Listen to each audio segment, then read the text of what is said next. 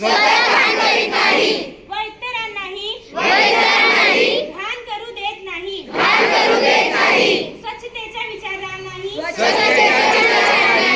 मी गावोगावी आणि गल्लोगल्ली स्वच्छ अभियानचा प्रचार करेन। मी आज जी शपथ घेत आहे ती आणखी 100 लोकांनाही घ्यायला लावेन।